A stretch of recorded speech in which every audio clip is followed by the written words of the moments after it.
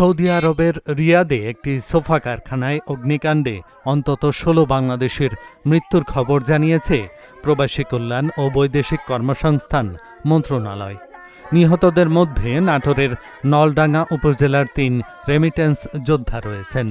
এতে নিহতদের মধ্যে নাটোরের নলডাঙ্গার খাজুরা এলাকার ৩ জনের পরিচয় নিশ্চিত করেছেন স্থানীয় ইউপি চেয়ারম্যান।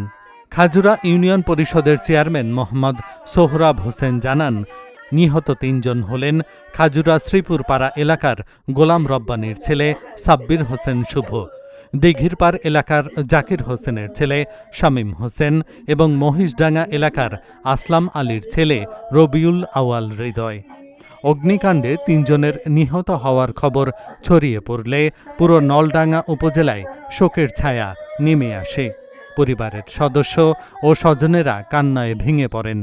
রিয়াদে বাংলাদেশ দূতাবাসের বরাত দিয়ে প্রবাসী কল্যাণ ও বৈদেশিক কর্মসংস্থান মন্ত্রণালয় জানায়, রোববার রাত ১:৩০টার দিকে সৌদি আরবের ফায়ার সার্ভিসের উদ্ধারকর্মীরা ভয়াবহ এই অগ্নিকাণ্ডে ঘটনাস্থলে ১৬ জনের মৃত্যুর তথ্য নিশ্চিত করেছেন।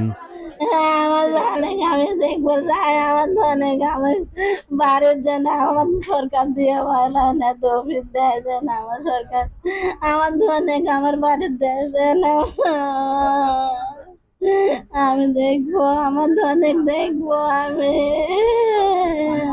সরকার কাছে দাবি, আমার ভাইস্তে আজ 7 মাস হলে সৌদি আরব গেছে, ওখানে যা অ্যাক্সিডেন্ট হয় মারা গেছে। আমার ভাইস্তে বহু টাকা ঋণ করে গেছে, আমার এক কাটা জমি কিছু নেই, খালি ঋণের উপর আমার ভাইস্তে গেছে। আমার ভাইস্তে এই এলাকার থেকে আরো 2টা ছাওয়াল গেছে, তারাও অ্যাক্সিডেন্ট হয় মরে গেছে। আমার ভাইস্তে একটা বাচ্চা হচ্ছে আজ 1 মাস 3 দিন হচ্ছে।